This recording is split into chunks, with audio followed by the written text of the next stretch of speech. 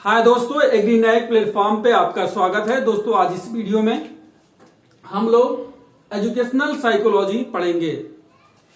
दोस्तों आपको बता दें, इससे पहले जो क्लास थी उसमें हम सोशल चेंज के बारे में अच्छे से डिटेल में कॉमन वे में विथ एग्जाम्पल के साथ हम लोग पढ़े थे। सो दोस्तों जिनको भी सोशल चेंज पढ़ना है या उसके बारे में जानना है तो आप जाके प्लेलिस्ट में रूरल सोशियोलॉजी एंड साइकोलॉजी का प्लेलिस्ट ओपन करके आप जाके देख सकते हैं। सो दोस्तों आइए आज हम लोग एजुकेशनल साइकोलॉजी के बारे में पढ़ेंगे। दोस्तों सबसे पहले हम इसके इंट्रोडक्शन की बात करें। एजुकेशनल साइकोलॉजी, साइकोलॉजी मीन्स मनोविज्ञान। दोस्तों जब भी किसी के साथ विज्ञान वर्ड जुड़ जाता है तो हमारे माइंड में ये फॉलो करना चाहिए कि उसके प्रिंसिपल, उसके कुछ रूल्स, उसके कुछ एम्स होंगे जिसे हमें फॉलो करके चलना है। सो दोस्तों आपको बता दें कि जो साइकोलॉजी है derive from two Greek word. पहला आपका है साइको, साइकी।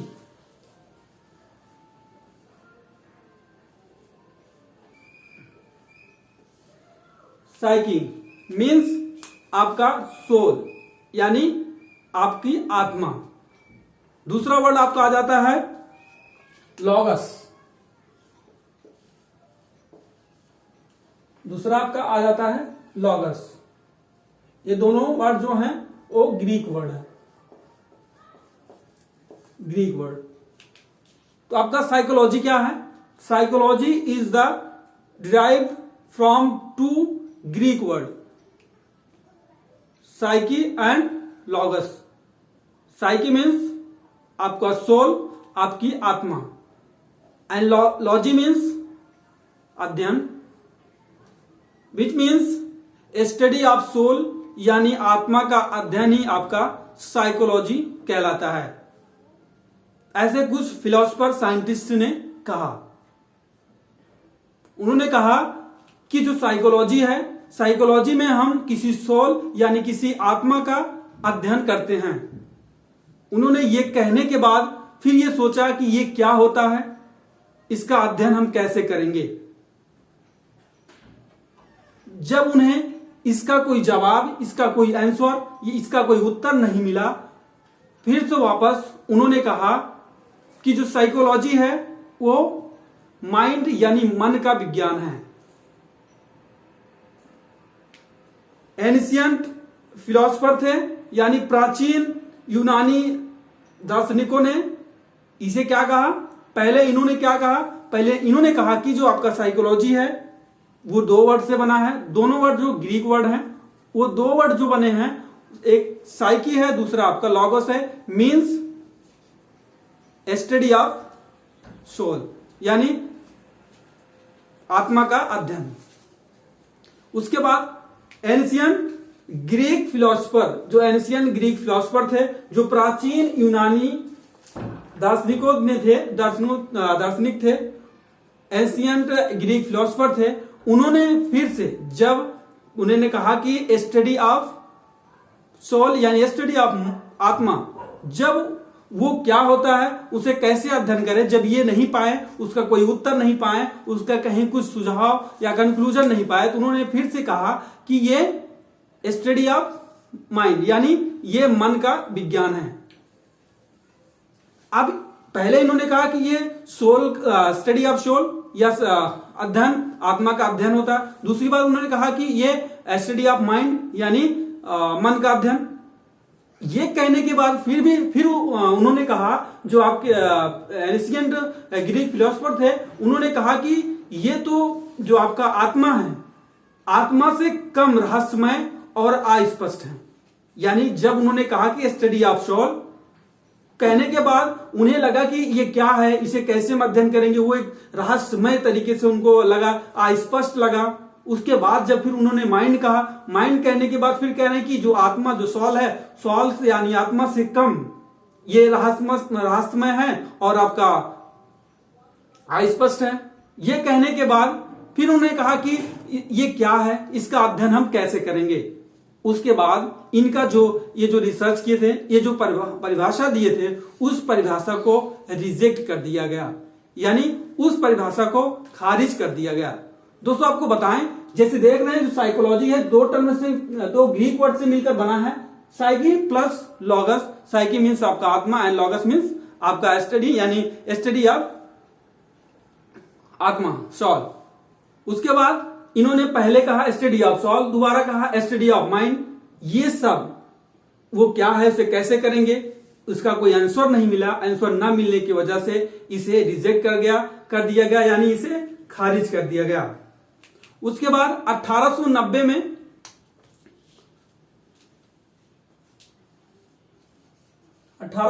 में विलियम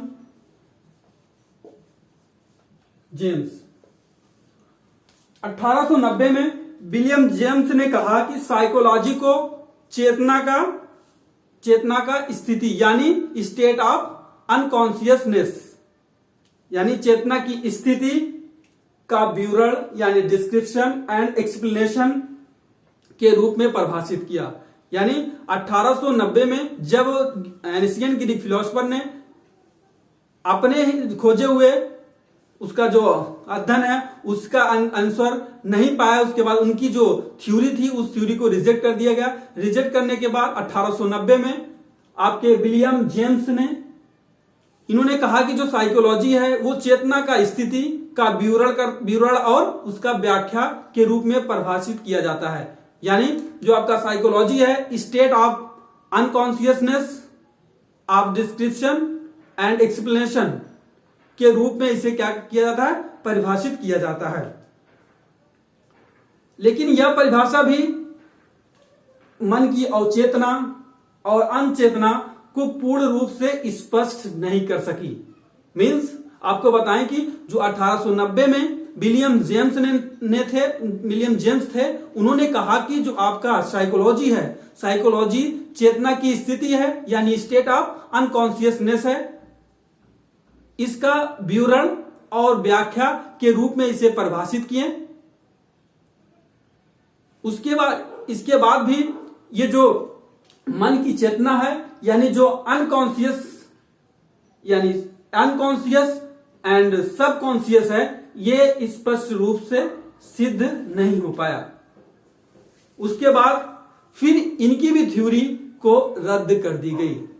उसके बाद जैसे ही आप व्हाइट ब्लैक बोर्ड में देख रहे हैं, उसके बाद आते हैं आपके विलियम मैकडॉगल। इन्होंने क्या कहा, ये एक ब्रिटिश साइकोलॉजिस्ट थे विलियम मैकडॉगल, ये एक ब्रिटिश साइकोलॉजिस्ट थे। इन्होंने कहा first defined psychology as the science of behaviour. इन्होंने क्या कहा, विलियम्स मैकडॉगल ने कहा कि जो आपका साइकोलॉजी है वो science of behaviour of science, मतलब व्यवहार का एक विज्ञान है। कौन कहा, सबसे पहले विलियम्स मैकडॉगल। आपके जो विलियम्स मैकडॉगल, इन्होंने ब्रिटिश के साइकोलॉजिस्ट थे। इन्होंने कहा कि सबसे पहले इन्होंने परिभाषा दिया, सबसे पहले इन्होंने कहा कि जो आपका साइकोलॉजी है वो बिहेवियर, साइंस ऑफ बिहेवियर यानी विज्ञान का, व्यवहार का विज्ञान है। उसके बाद इन्होंने कहा कि साइंस ऑफ बिहेवियर यानी व्यवहार का विज्ञान है। उसके बाद फिर अकॉर्डिंग टू वुडवर्थ 1948 में इन्होंने कहा कि first psychology lost its social, then its mind, then its lost its consciousness, it is behaviour of a person with a specified nature. आपके जो वुडवर्थ है 1948 में इन्होंने कहा कि पहले साइकोलॉजी ने आत्मा को खोया, फिर साइकोलॉजी ने मन यानी माइंड को खोया, फिर साइकोलॉजी ने अपने अनकॉन्शियसनेस को यानी चेतना को खोया, उसके बाद उन्होंने कहा कि यह एक प्रकार से स्पेसिफाइड नेचर वाले व्यक्तियों का व्यवहार है। मतलब जो एक स्पेसिफाइड नेचर के व्यक्तियों का एक व्यवहार है। मींस इन्होंने कहा कि मान लो कहीं पे कई व्यक्ति हैं या कई मनुष्य हैं, उसमें उनका एक विशेष प्रकार का इंटरेस्ट होता है। सपोज मान लो कोई ऐसा स्टूडेंट है या कोई ऐसा व्यक्ति है जिसको पढ़ने में ज्यादा इंटरेस्ट है, तो उससे कहेंगे कि आप क्रिकेट खेलो तो नहीं खेलेगा, नहीं उतना परफॉर्मेंस नहीं कर पाएगा। अगर कोई क्रिकेट में गेम्स में भी इंटरेस्ट रखता है तो उसे पढ़ने के लिए कहोगे तो उतना अच्छा परफॉर्मेंस नहीं दे पाएगा। या और अन्य जो कार्य हैं उस कार्य में अगर किसी को और इंटरेस्ट है और दूसरा कार्य करने के लिए कहोगे तो वो उसमें उतना अच्छा नहीं कर पाएगा, उतना अच्छा क्योंकि उसमें उसका इंटरेस्ट नहीं होगा।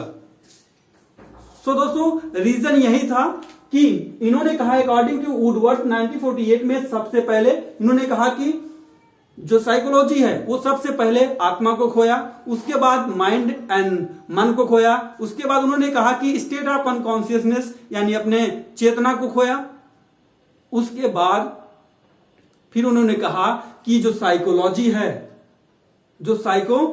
है वो स्पेसिफाइड नेचर वाले व्यक्तियों का व्यवहार है।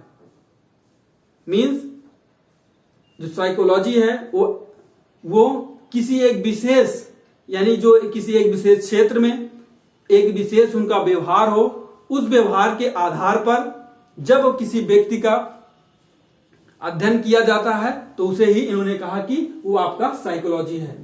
आई होप दोस्तों समझ गए होंगे कि साइकोलॉजी क्या है, साथ साथ में डिफिनीशन के बारे में भी आप समझ गए होंगे कि साइकोलॉजी क्या है, और इसके ओरिजिन एंड इंट्रोडक्शन के बारे में भी अच्छे से आप समझ गए।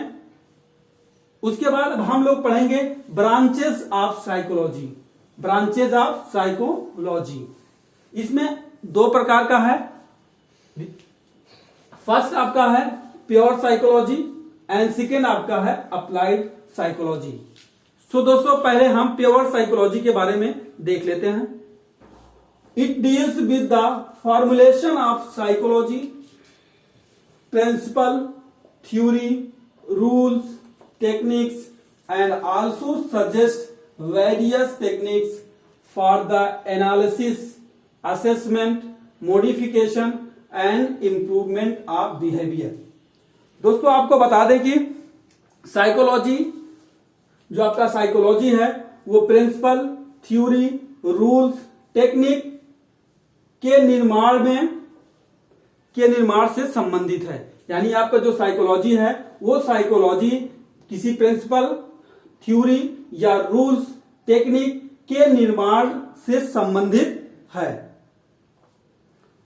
उसके बाद आगे कह रहे हैं और व्यवहार के एनालिसिस के लिए, असेसमेंट के लिए, मॉडिफिकेशन के लिए एक सुझाव देता है। मींस जो आपका प्योर साइकोलॉजी, सबसे पहले ब्रांच ऑफ साइकोलॉजी में आपका प्योर साइकोलॉजी है। प्योर साइकोलॉजी में principle, theory, rules and technique से संबंधित बात करता है, यानी के निर्माण में बात करता है। आपका जो साइकोलॉजी है, साइकोलॉजी किसी थ्योरी, किसी प्रिंसिपल, किसी आपके प्रिंसिपल के साथ साथ कोई रूल्स हो, कोई टेक्निक हो, उसके निर्माण से संबंधित है, और आपका जो व्यवहार है उस व्यवहार के एनालिसिस, असेसमेंट एंड मॉडिफिकेशन के साथ साथ उनके इंप्रूवमेंट यानी उनके विकास के लिए विभिन्न सुझाव देता है। ठीक, आपका जो प्योर साइकोलॉजी है वो pure psychology principle, theory, rules, technique के निर्माण से संबंधित है और व्यवहार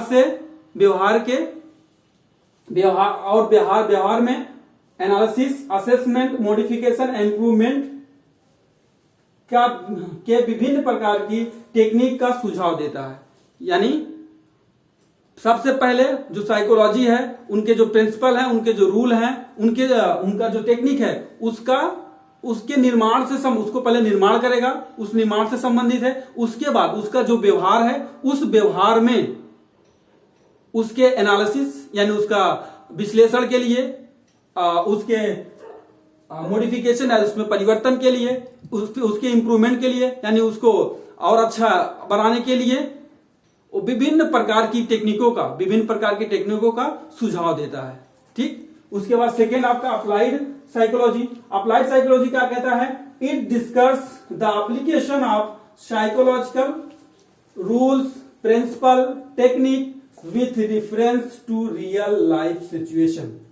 आपका जो साइकोलॉजी है वो वास्तविक जीवन की स्थिति के संदर्भ में, यानी जो आपका साइकोलॉजी है वो रियल लाइफ सिचुएशन के संदर्भ में मनोवैज्ञानिक रूल्स, प्रिंसिपल, टेक्निक्स के अनुप्रयोग पर चर्चा करता है। यानी आपका जो अप्लाइड साइकोलॉजी है, अप्लाइड साइकोलॉजी जो साइकोलॉजी के रियल लाइफ सिचुएशन पे, जो साइकोलॉजी के वास्तविक जीवन की स्थिति के संदर्भ में उसके रूल्स, प्रिंसिपल, टेक्निक के बारे में चर्चा करता है, के बारे में डिस्कस करता है। आई होप दोस्तों आप समझ गए होंगे कि आपका जो प्योर साइकोलॉजी है वो pure psychology principle, theory, rules and technique के निर्माण से संबंधित है और व्यवहारों का एनालिसिस, असेसमेंट, मॉडिफिकेशन, इम्प्रूवमेंट में विभिन्न प्रकार की टेक्निकों या विभिन्न प्रकार के तकनीकों का सुझाव देता है। वही आपका अप्लाइड साइकोलॉजी क्या है? Applied psychology real life situation में, साइकोलॉजी वास्तविक जीवन स्थिति के संदर्भ में मनोवैज्ञानिक रूल्स, टेक्निक एंड प्रिंसिपल के अनुप्रयोगों के एप्लीकेशन यानी अनुप्रयोगों के बारे में चर्चा करता है। आई होप दोस्तों अब आप समझ गए होंगे कि आप साइकोलॉजी क्या है, साइकोलॉजी का डिफिनीशन, साइकोलॉजी का इंट्रोडक्शन और साथ साथ में विभिन्न प्रकार के साइकोलॉजिस्ट का भूमिका क्या रही या फिलोसफर की भूमिका क्या रही, एंशिएंट ग्रीक फिलोसफर की क्या भूमिका रही, उसके बाद कुछ साइंटिस्टों का क्या भूमिका रही, उनके विभिन्न प्रकार के अपने अपने मत थे, उनके विभिन्न प्रकार की अपना अपना सुझाव था। उसके बाद हम लोग ब्रांचेज ऑफ साइकोलॉजी पढ़े जिसमें pure psychology and applied psychology के बारे में हम लोग पढ़े। सो दोस्तों अभी भी वीडियो में अगर कहीं आपको प्रॉब्लम होती है तो आप कमेंट बॉक्स में कमेंट कर सकते हैं, नहीं तो डिस्क्रिप्शन बॉक्स में जाके मैसेज कर सकते हैं, उसमें आपको टेलीग्राम चैनल का लिंक मिल जाएगा। सो दोस्तों जय हिंद, जय भारत।